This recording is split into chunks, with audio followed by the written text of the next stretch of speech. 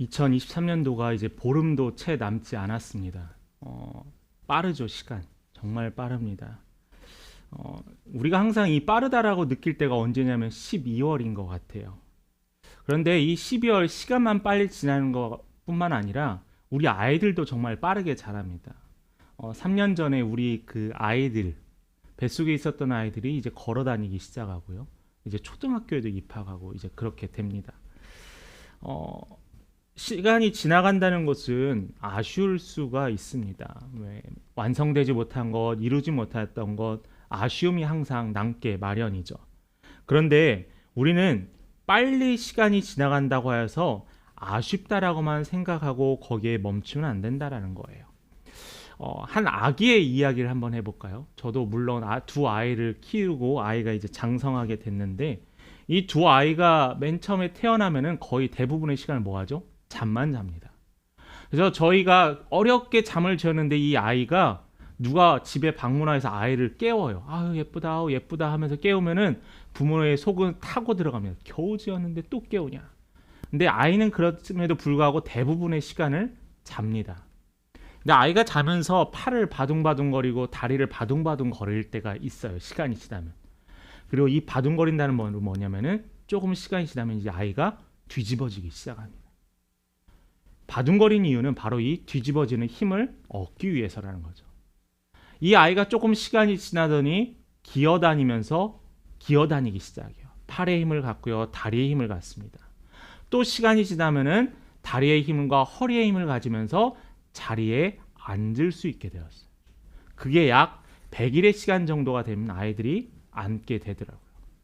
이제 앉았던 아이가 허리에 힘도 갖고 다리에 힘도 가졌더니 어떻게 되죠? 일어서게 됩니다.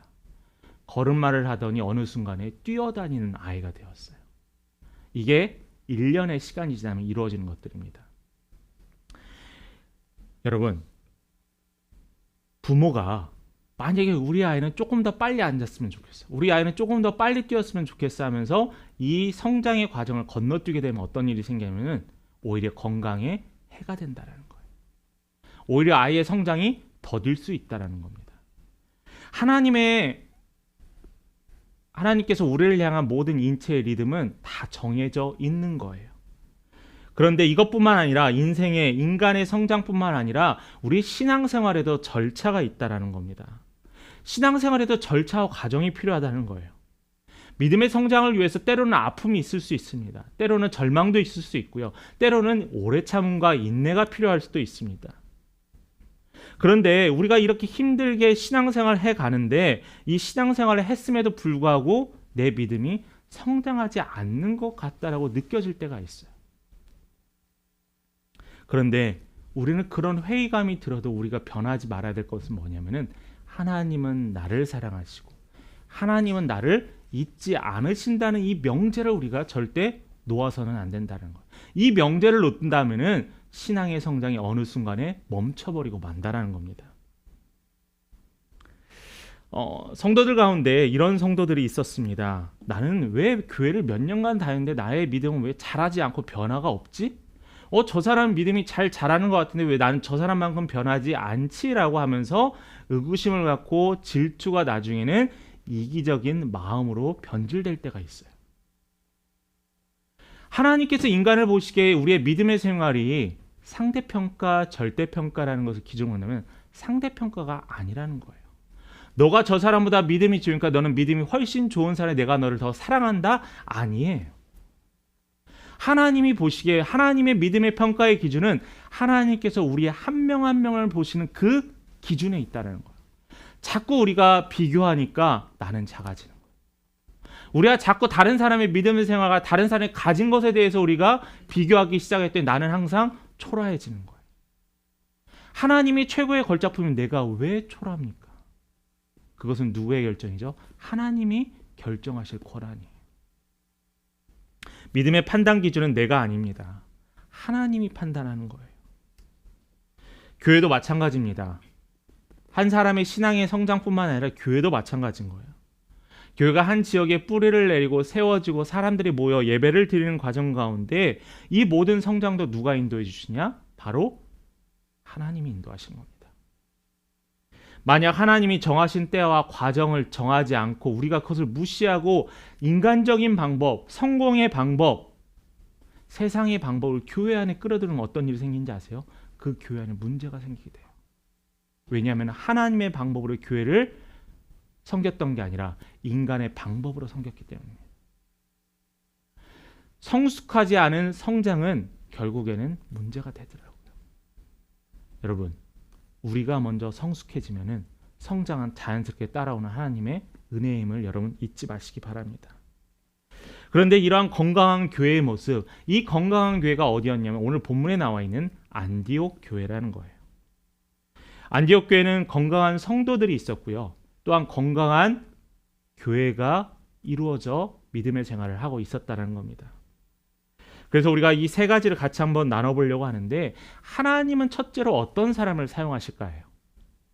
여러분 다 하나님이 사용받고 싶어 하시죠? 하나님 나를 좀 더 큰 곳에, 하나님이 나를 더 대단한 곳에, 하나님이 나를 더 위대한 곳에, 나에게 더 많은 달란트를, 나에게 더 많은 은사를. 그런데 하나님이 사용하는 사람은 분명히 기준이 있다는 거예요. 그 기준이 바로 13장입니다.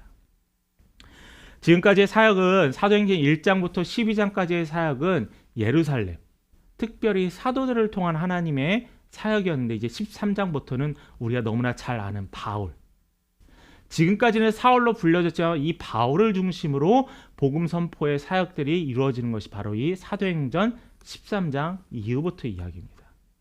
그 시작을 안디옥 교회가 하는데, 그 안디옥 교회가 이방 사역의 중심지가 되어가고 있어요. 우리 1절 말씀을 한번 같이 볼까요? 안디옥 교회에 선지자들과 교사들이 있으니 곧 바나바와 니게르라 하는 시므온과 구레네 사람 루기오와 본분왕 헤롯의 젖돈생 마나엔과 및 사울이라. 13장 1절에 5명의 사람이 등장합니다. 그런데 이 성경에서 이야기할 때 이 5명의 사람의 공통점은 뭐냐면은 안디옥 교회 출신이라는 거예요. 그들은 선지자들과 교사들이라는 겁니다. 자, 쉽게 말하면은 이 안디옥 교회의 지도자라는 거예요. 누가요? 이 5명이요. 그런데 이 5명의 배경과 출신과 생각들이 다 다릅니다. 한번 구체적으로 살펴볼까요? 맨 처음에 등장하는 이름이 바로 바나바예요. 바나바는 우리가 이미 많이 말씀을 통해서 알고 있었던 사람입니다. 바나바는 어떤 사람이에요? 레위 지파 출신이에요. 그의 조상들부터 하나님께 예배드린 제사장 집안 출신이었고요. 그는 유대인 기독교인들 뿐만 아니라 믿지 않는 자들로부터 덕망받고 칭찬받았던 사람이었습니다. 또의 교회의 물론 지도자였고요. 이런 칭찬과 덕망이 있었던 이 바나바는 당시 사울이 예수를 만나서 변화되었을 때 그를 보증해줬던 사람이에요. 이 사람은 예수를 만나 변화되었다고 보증했던 사람이 바나바였습니다. 만약 바나바가 이러한 칭찬과 명성, 사람들의 신뢰가 없었다면은, 사울을 만약 보증시켜줬으면은 그의 보증은 어떠한 힘도 없었을 겁니다. 그런데 오늘 본문에서 이 첫 번째로 바나바가 등장합니다. 바나바가 등장할 만하죠. 교회 지도자로 등장할 만하죠. 그는 충분한 능력과 명성과 하나님을 향한 믿음이 있었기 때문에. 그런데 그 뒤에부터 나오는 사람들이 우리가 의아해하는 사람이에요. 뒤에 바로 누가 나오죠? 니게르라 하는 시므온이라는 사람이 등장을 합니다. 두 번째로 이 니게르라고 하는 것은 뭐냐면은 흑인이라는 뜻이에요. 흑인. 그러니까 이 시므온, 히브리파 이스라엘 사람들의 이름을 가졌지만은 그의 얼굴의 색깔은, 몸의 색깔은 뭐라고요? 흑인이라는 거예요. 유대인인데 피부가 검다라는 말이죠. 기존 유대인과는 다르다는 말이고 아마 혼혈의 유대인이었을 거라는 생각을 해볼 수 있습니다. 또 세 번째 이름을 한번 볼까요? 구레네 사람 루기오라고 했습니다. 구레네는 어디냐면은 이스라엘 지역이 아니라 이방 땅이에요. 그 땅에 사는 루기오라는 사람, 즉 우리가 여기서 살펴봤던 시므온과 루기오가 살았던 지역과 출신이 뭐냐면은 이방인이에요. 그런데 우리가 알고 있는 이스라엘 사람은 어떤 사람이죠? 하나님께서 아브라함 때부터 우리를 택하여 부르시고 모든 세계의 역사가, 하나님의 역사가 누구를 통해서 움직인다고 하죠? 이스라엘. 그러한 철저한 선민의식과 그러한 철저한 자신감과 프라이드를 갖고 살았던 이스라엘 사람의, 그들이 모여있던 이 안디옥 교회의 지도자로 이방인이 2명이 임명됐다는 거예요. 놀라운 사실입니다. 더 놀라운 사실이 또 있습니다. 네 번째로 나오는 본분왕 헤롯의 젖동생 마나행이에요. 이 헤롯이 누구냐면은 과거에 세례 요한을 죽이게 한 바로 그 본분왕 헤롯입니다. 근데 저 젖동생이라는 말은 헬라어로 이제 같은 형제나 남매를 이야기합니다. 그러니까 이 한 어머니의 젖을 먹고 자란 친형제를 말하거나 또는 가까운 친구나 친척을 이야기하는데 그 말의 뜻은 뭐냐면은 헤롯과 가까운 사람이었다는, 같은 가문의 사람이었다는 거예요. 근데 그 당시에 어떤 일이 있었냐면은 이 헤롯이 사람들로부터 유대인들도 손가락질 받았던 이유는 다른 게 아니에요. 뭐냐면은 나라를 팔아먹었어요. 그러니까 이스라엘 사람들에게 세금을 박박 긁어서 누구한테 보내요? 로마 황제한테 보내요. 그러니까 이스라엘 사람들의 마음 뭐예요? 저 녀석이, 저 사람이, 저 왕이라는 작자가 우리 것을 빼앗아서 자기도 배부리고 로마에게 갖다 줘? 우리는 맨날 굶고 사는데 라고 하면서 모든 사람이 그 헤롯왕에 손가락질했어요. 다만 그가 가지고 있던 권력이 무서웠을 뿐입니다. 근데 그의 같은 가문인 마나엔이 교회의 지도자가 됐다는 거예요. 또 마지막 인물입니다. 바로 사울이에요. 사울은 우리가 이미 많이 알고 있기 때문에 원래 교회를 짓밟았던 그리스도인들을 박해했던 사람입니다. 그가 물론 회심해서 사울이 이제 9절부터는 바울이라는 이름으로 바뀌게 되었지만 이 모든 과정에 이 사울이 쓰임받았다는 거예요. 여러분, 교회 다니는 사람은 거룩해야 합니다. 맞죠? 근데 교회 다니는 사람이 현재의 모습에서 문제가 생길 수도 있어요. 왜냐하면 우리는 성화되어야 하는 성결한 삶을 살아가는 과정 중이에요. 근데 세상 사람들이 교회 다니는데 비판할 때가 뭐냐면 지금 모습을 보고 비판을 합니다. 야, 교회 다니는데 네가 왜 그래? 여러분, 우리는 과정 중에 있어요. 언제까지 계속 이렇게 정진해야 돼요? 바로 예수가 오시는 그날까지요. 지금 나의 믿음은 내가 신앙생활 하는 지 얼마 안 됐는데, 내가 다시 예수를 바라본 지 얼마 안 됐는데 분명히 연약한 모습이 있을 수 있습니다. 그러나 우리의 장차의 목표는, 장차의 목적은 예수님이 따라 살아가는 그 삶이 되어야 한다는 거예요. 그런데 이 교회의 지도자에 각기 출신도 다르고 얼굴 색깔도 다르고 배경도 달랐던 이들이 모여서 교회의 지도자가 되었다는 거예요. 이들을 한 그룹으로, 이들을 교회 지도자로 받아들인다는 것 어렵습니다. 목사님, 그래도 교회 지도자는 좀 달라야 하잖아요.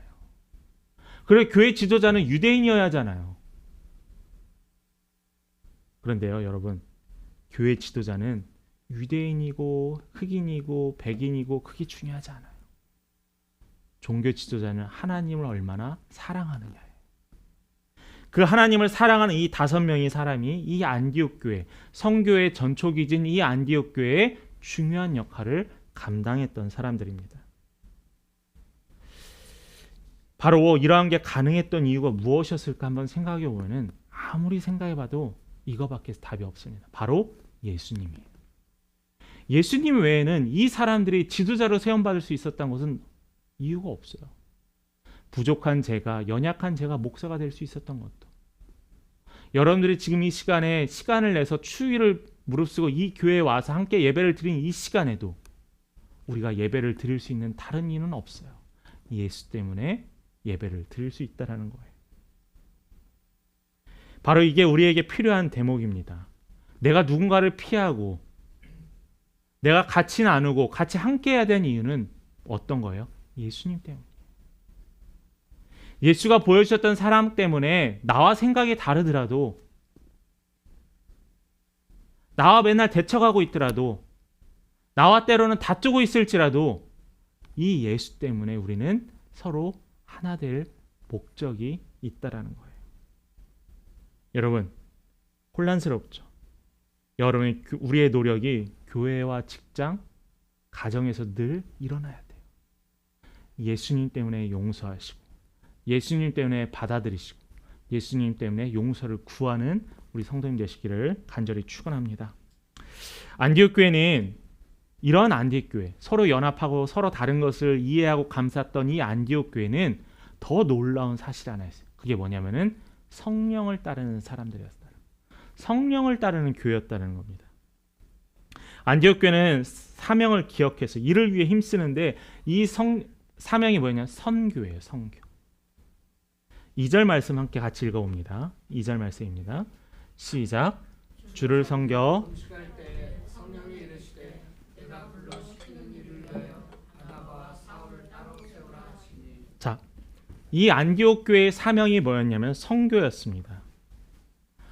그런데 여러분, 선교가 우리가 아는 선교가 한 교회나 한 단체가 해외나 아니면 국내에 나가서 보내는 선교를 우리가 선교라고 생각을 하잖아요. 어떤 분들은 선교를 구체적으로 기도로 중보하는 선교, 물질로 후원하는 선교, 직접 나가서 파송받는 선교. 그런데 이 선교에 물론 기도하고 내가 아는 사람을 파송할 수 있습니다. 그런데 이 안디옥 교회 입장에서는 바나바와 사울, 방금 뭐라고 했죠? 안디옥 교회의 지도자였던 바나바와 사울, 그 중에서 특별히 사람들의 명성을 또는 사람들의 칭찬을 한 몸에 받고 이 바나바를 보낸다는 것은 쉽지 않은 일이에요. 그런 두려움이 있죠. 이 바나바가 다른 곳으로 떠나게 되면 우리 안디옥 교회는 어떻게 해야 될까? 걱정이 될 수 있잖아요. 그런데 여러분, 이게 우리의 생각의 실수라는 거예요.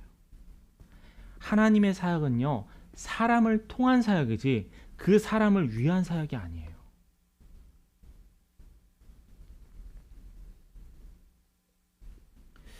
저는 그 말을 별로 좋아하지 않습니다. 뭐냐면은 어떤 목사님의 어떤 교회라는 말 별로 안 좋아요. 목사가 먼저 될 필요는 없거든요. 목사는 하나님의 부르심에 응답하여 쓰임받는 자거든요. 모든 능력은 누구로부터 공급되어지냐? 하나님으로부터 공급되어지고. 그런데 우리는 자꾸 목사가 교회의 주인이냐? 목사가 앞에 서는 거예요. 뿐만 아닙니다. 한 교회를 건축했던 또 크게 많이 헌금하고 도왔던 장로님이 계십니다. 회의석상 갈 때마다 내가 이 교회를 어떻게 세웠는데 라는 말이 항상 입에 달고 살아요. 그렇게 되는 순간 어떻게 되는지 아세요? 그것은 하나님을 위한 게 아니라 나를 위한 거예요.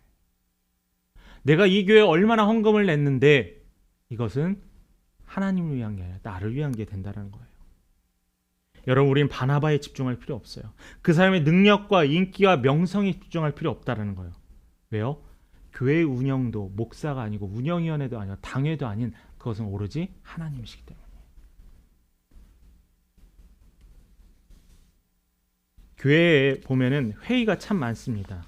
물론 우리 교회는 회의가 적지만 저도 예전에 갔을 때 좀 교회가 규모가 클수록 회의가 많아요. 무엇을 회의를 하는지 회의 준비하는 것도 일입니다. 근데 여러분, 회의 때 무엇을 회의하세요? 사람의 계획이 아니라 하나님의 뜻을 구하고 찾는 게 회의예요. 계속 자신의 생각을 이야기하니까 그 회의 시간이 맨날 다툼의 시간이 돼요. 회의 끝나고 났던 장로님의 얼굴이 울그락불그락해졌어요. 왜? 나 의견하고 달라서 거기서 대척하게 되니까요. 하나님이 원하시는 회의일까요? 하나님이 원하시는 교회일까요? 절대 그렇지 않다는 거예요. 하나님이 원하시는 회의, 하나님이 바라시는 교회는 하나님만 생각하는 교회예요. 여러분, 바나바와 사울, 물론 그들이 안디옥 교회를 떠나서 다른 곳에 가는 것 하나님의 뜻과 계획입니다. 그러나 인간적으로는 아쉽겠죠.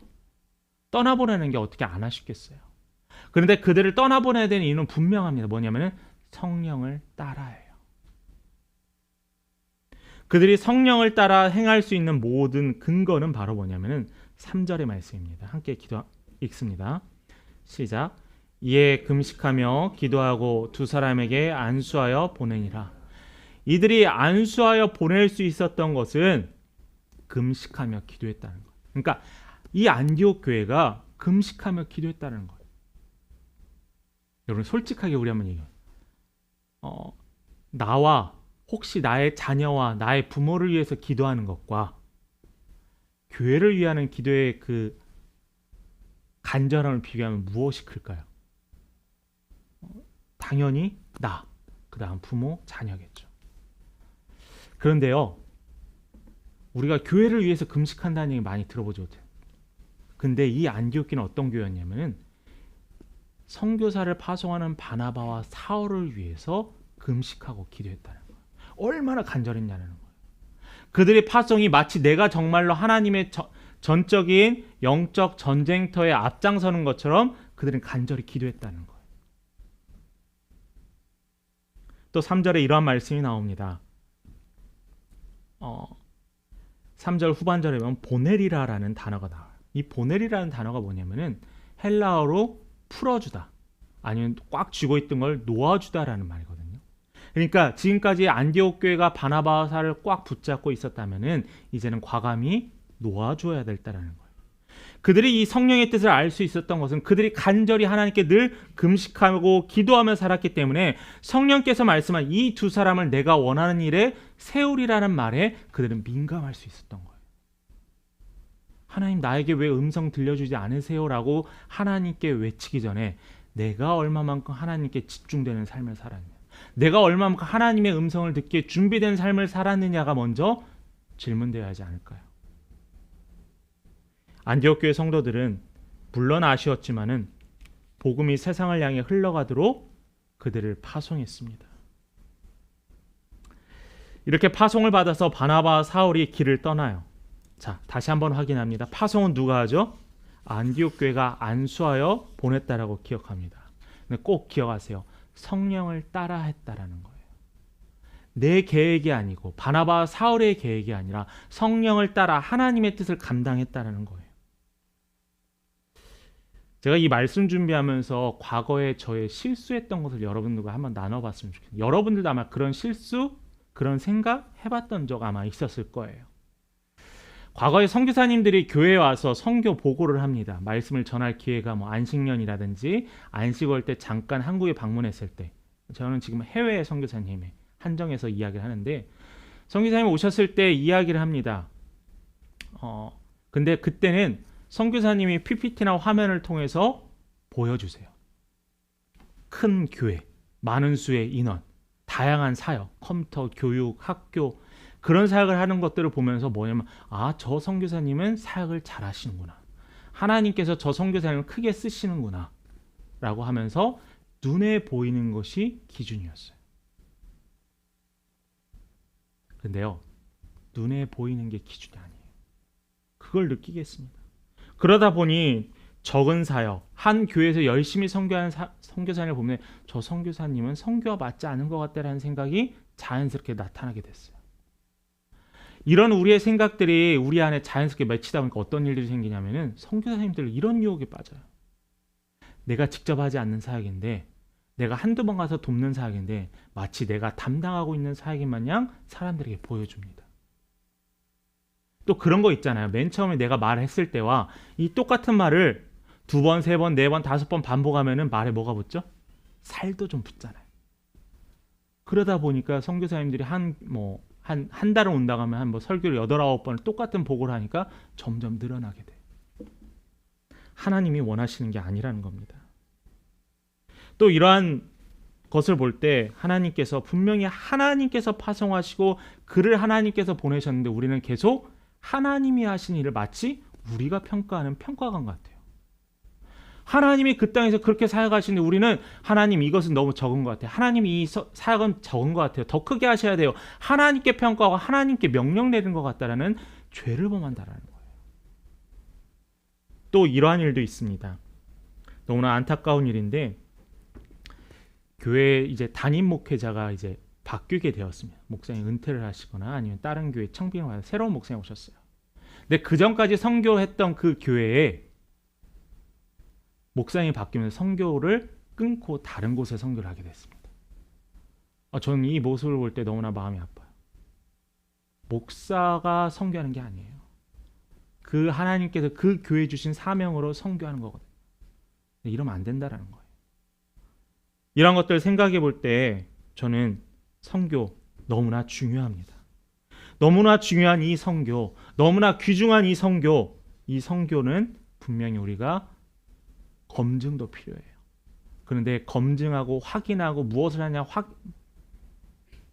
점수 매기는 게 아니라 하나님께서 일하실 수 있도록 우리는 중보하는 거예요. 왜냐하면요, 하나님이 하시는 거예요.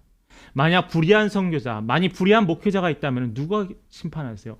공의로우시고 정의로우신 하나님이 그를 심판하실 거예요. 하나님은 그러셨잖아요. 사울도 불의했기 때문에 하나님께서 그를 치시고 다윗을 세우셨잖아요.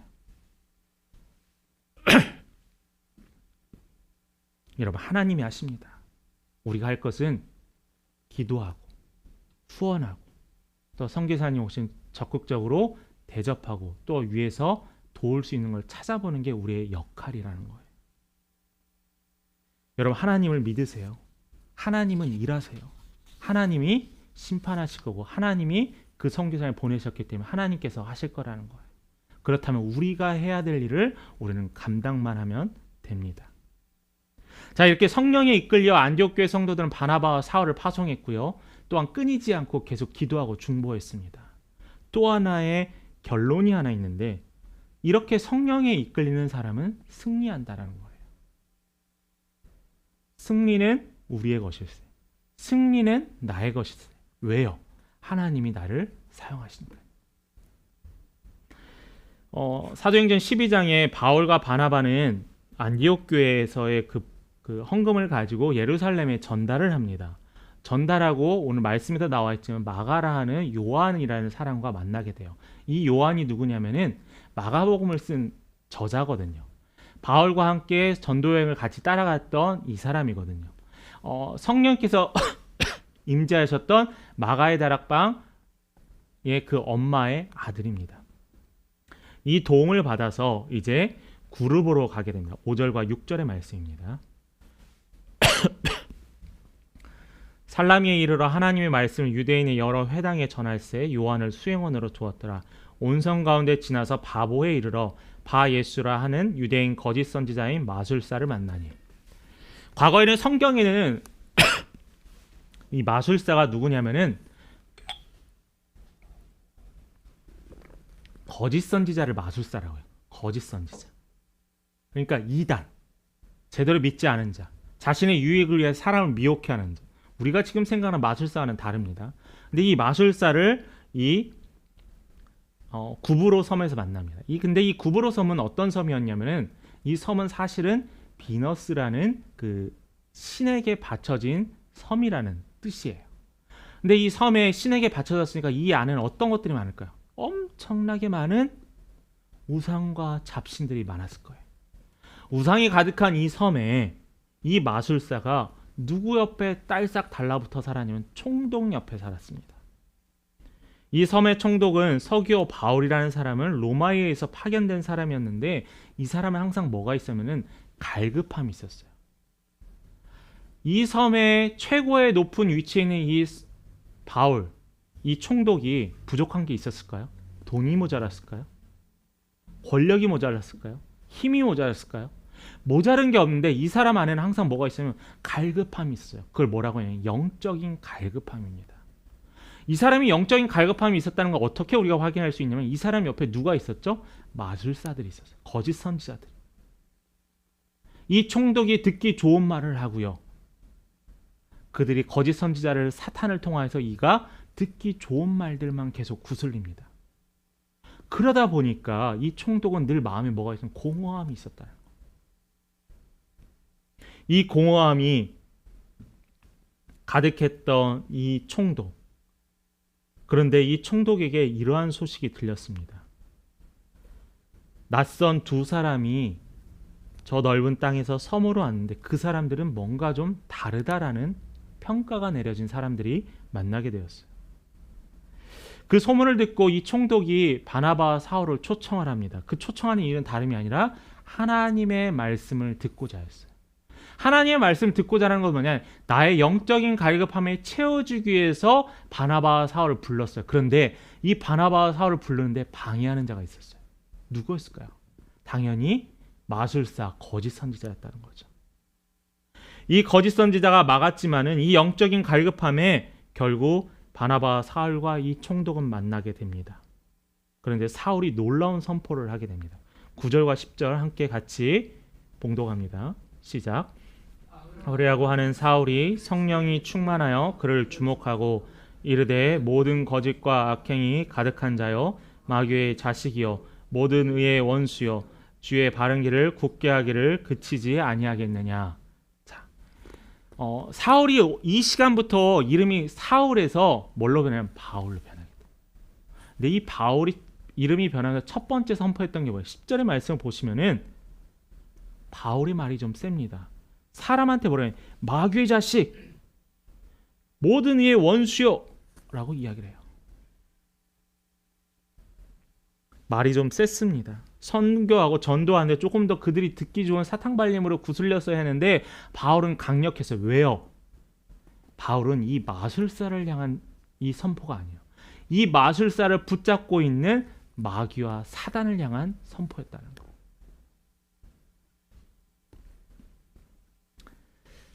성경 어디를 봐도 바울이 전도하거나 사역하는 가운데 이렇게 강력하게 선포한 적이 없습니다. 그 이유는 다름이 아니라 이 마술사를 조종하는 악한 영 때문이라는 거죠. 마귀에게 사로잡혀 있는 그 영혼이 안타까워 또한 그 마술사를 사로잡고 있는 그 악한 영을 물리치기 위해 이렇게 강하게 선포할 수밖에 없었습니다. 이 엘로마라는 이 마술사는 힘으로 버텨보았지만 하나님 앞에서는 어떻게 돼요? 버틸 수 있는 힘이 없어요. 용기도 없어요. 총독 앞에서 마귀가 센지 성령이 센지 증거를 보였습니다. 그 결과 하나님의 대행자인 바울이 승리하게 됐어요. 유혹에 넘어지면 죽게 돼요. 미혹되어지면 우리는 넘어지게 돼요. 우리가 살아가는 이 시대에 너무나 많은 미혹되는 것들이 있습니다. 너무나 많은 것들이 거룩한 양 탈을 쓰고 있어요. 제가 미국에 있었을 때 맨 처음 지진을 경험했던 게 이제 첫째 아이를 가졌을 때였는데 그때 당시가 3점 몇이었어요. 근데 이렇게 흔들림이 좀 느껴졌어요. 저희는 깜짝 놀랐죠. 처음 경험한 지진이었어요. 근데 거기서 한 6년 반 살다 보니까 종종 일어나더라고요. 그랬더니 나중에는 별것 아닌 게 되더라고요. 왜죠? 무뎌져서요. 여러분 나쁜 일 할 때도 그러잖아요. 맨 처음에 나쁜 일 할 때는 되게 마음이 두근두근하고 조마조마하고 걸리면 어쩔까 하잖아요. 근데 몇 번 하다 보면은 달라집니다. 저희 이 근처에 가끔 지나다 보면 그 교복 입고 담배 피는 아이들이 있어요. 그 아이들 처음부터 교복 입고 담배 폈을까요? 사람들 앞에서? 그들이 무뎌졌어요. 걸리나 마나 뭐. 여러분 우리의 신앙도요. 이 세상에 유혹하고 미혹하는 영에 무뎌지기 시작했어요. 예배를 줄이고 모이기에 힘쓰지 않고 또 하나님께 감사하지 않고 하나님보다 성령보다 예수보다 물질과 명예에 쓰여져 있는 게 이제는 자연스럽게 우리 안에 놓여져 있다는 거예요. 교회는 절대 예물로 돈으로 세워지지 않아요. 교회는 기도예요. 이 땅에 사탄을 무엇으로 이길 수 있냐고요? 우리가 그냥 사탄아 물러나라 아니에요.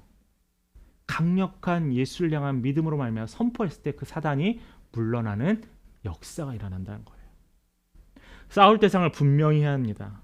우리 내부에 우리끼리 싸움이 아니에요. 나와 다르다고 싸울 게 아니에요. 우리의 싸울 것은 이미 이 땅에 미혹해 하는 악한 영들이라는 겁니다. 기도가 부족하고 말씀이 부족하니까 악한 영과 싸울 때 무뎌진 칼로 그들과 싸우니까 어떻게 돼요? 당연히 지죠.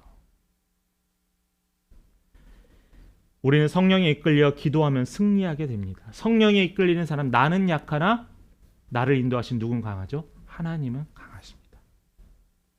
우리는 하나님으로 인하여 성공할 수 있고 하나님으로 인하여 승리할 수 있고 하나님으로 인하여 화평할 수 있다는 거예요. 수많은 전장 가운데서 평화로울 수 있었던 것은 하나님으로 인하여 평화롭고 많은 사람들이 물질로 어려움을 경험하지만 나는 평안할 수 있는 건 하나님을 신뢰하기 때문에 평안할 수 있다는 거예요. 우리 하나님은 그런 분이십니다. 말씀 마무리합니다. 안디옥 교회는 성령을 따라 2명의 선교사를 파송을 합니다. 그 2명은 바로 안디옥 교회의 중심이었던 바나바와 사울이었죠. 그들의 바나바와 사울을 보냈던 것은 다름이 아니에요. 성령을 따라 성령의 말씀을 따라 결단했기 때문입니다. 여러분 신앙생활할 때 고민 좀 있으시죠? 해야 될까 말아야 될까? 신앙생활은 저는 간단하게 좀 줄여봤으면 좋겠어요. 뭐냐면은 이미 신앙은 하신 일을 벌써 우리에게 보여주셨어요. 하실 일을 말씀에 써주셨어요. 그리고 여러분들의 각자의 삶을 통해서 이미 하나님이 하셨어요. 그것을 잊지 않고 그것을 기억하고 그 말씀대로 살아간다면 우리는 흔들리지 않는다라는 거예요. 우리 믿음의 성도님들, 여러분의 삶에서 하나님의 말씀을 따라 말하시고 하나님의 말씀을 따라 생각하시고 하나님의 이끌려 말씀과 기도의 삶을 살 때 여러분은 승리하는 하나님의 역사책의 주인공이 될 수 있음을 여러분 잊지 마시기 바랍니다. 여러분, 하나님으로 인해 승리하고 하나님으로 인해 즐거움이 넘치고 감사가 넘치는 우리 귀한 믿음의 성도들 간절히 축원합니다.